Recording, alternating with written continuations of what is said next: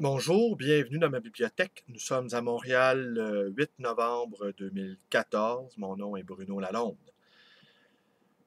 Coma artificiel. Voilà dans quoi nous ont plongé les libéraux de Philippe Couillard. 3 médecins sont à notre chevet et 3 économistes enregistrent les mouvements sensibles de notre épiderme. Nous sommes sous anesthésie. Le grand corps social est immobilisé, ne peut plus bouger, et on lui administre des coupes ici et là. On opère, on cautérise, on ouvre, on referme, on recoud. Les machines enregistrent les pulsations cardiaques. Les organes vitaux sont encore pour l'instant indemnes. Le cœur bat moins vite. Nos yeux sont ouverts, immobiles, fixant le plafond. On aurait envie d'hurler, de bouger le petit doigt, mais on ne peut plus bouger. Nous sommes paralysés de la tête aux pieds. Et ils frappent fort. Sont-ils en train d'appliquer la fameuse stratégie du choc, telle que l'a décrit Noémie Klein, pour qui chaque événement catastrophique est l'occasion de prendre à la fois la mesure et à la fois les mesures pour prendre encore davantage de pouvoir. Alors, ils ont plongé le Québec dans un coma artificiel. Et qu'est-ce qu'ils veulent opérer? Qu'est-ce qu'ils veulent enlever? Qu'est-ce qu'ils veulent charcuter? Oui, on le sait, ils veulent rendre l'État québécois moins lourd, le rendre plus léger. Ils veulent se débarrasser également de la mémoire. Ils veulent se débarrasser de la culture. Ils veulent se débarrasser de l'histoire. On l'a vu encore avec cette fameuse affaire du pont Champlain, Samuel de Champlain. Alors, partout où ils opèrent,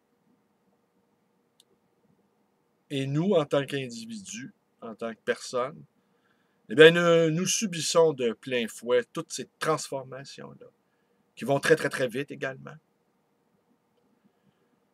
Nous tenons à notre sécurité. Nous tenons à la sécurité de nos enfants. Nous tenons à la sécurité de nos compagnes. Nous continuons de souhaiter vivre dans un pays en paix. Et les libéraux, ben là, ils n'hésitent pas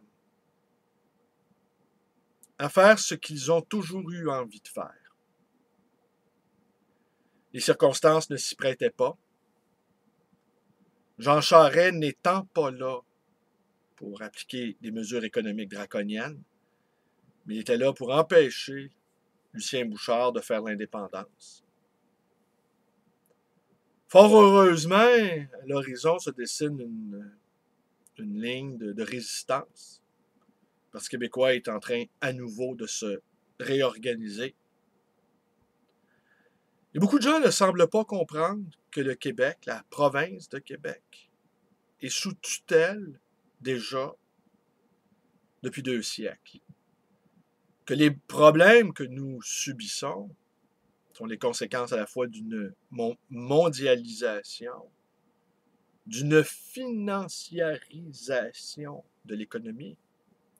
Mais en plus, nous, eh ben, nous devons subir des politiques d'un autre peuple. Alors, c'est une double contrainte que nous vivons. Nous ne sommes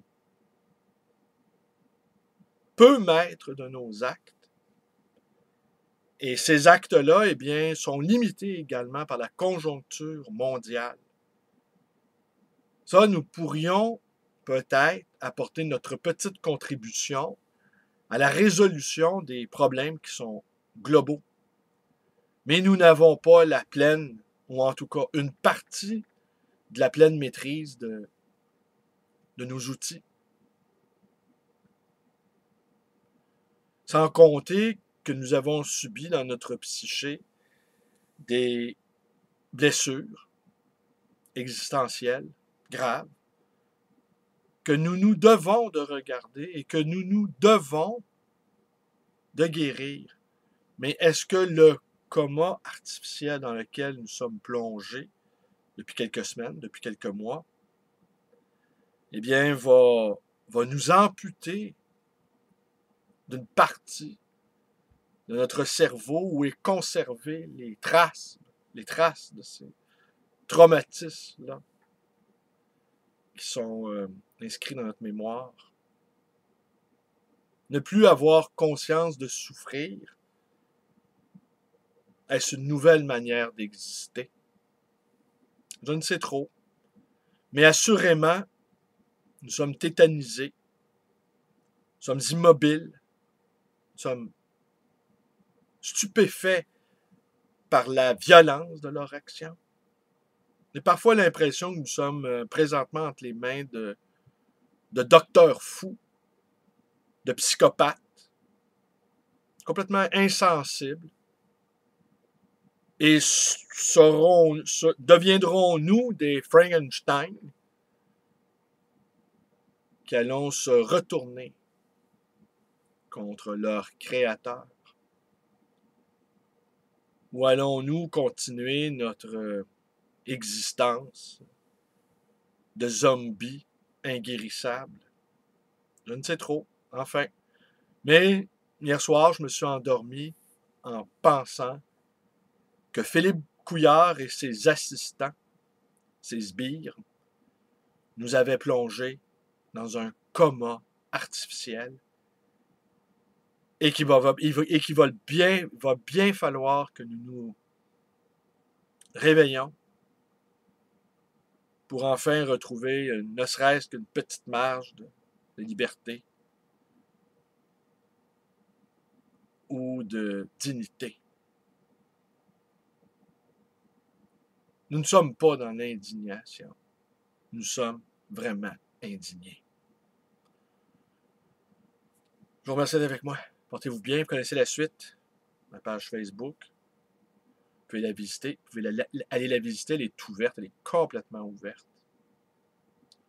Vous pouvez y déposer des commentaires. Mais sachez que j'apprécie assez peu les prises d'armes sur ma page. Et sur la page des autres aussi. Je ne vais pas sur la page des autres, polémiquer avec eux. Même si parfois j'aurais envie d'y aller d'un commentaire désobligeant, assassin, contrariant. Je ne le fais pas. Vous pouvez vous abonner à ma chaîne. Vous pouvez également me rendre visite à cette librairie d'occasion et d'ancien, le livre Voyageur, dans le quartier Côte-des-Neiges à Montréal. Le quartier de l'Oratoire. Et vous pouvez également me téléphoner dans le 514-736-0999. Si vous avez envie de sortir de votre torpeur, de vous réveiller de cette anesthésie dans laquelle nous a plongé l'actuel gouvernement de docteurs et d'économistes. Il faut les voir, hein? Ils ont vraiment la tête de l'emploi. Les Tao, Coiteux, Bolduc, Barrette, ils ont vraiment la tête de l'emploi. C'est effrayant comme en vieillissant, on a vraiment le visage de ce que nous sommes vraiment. Merci.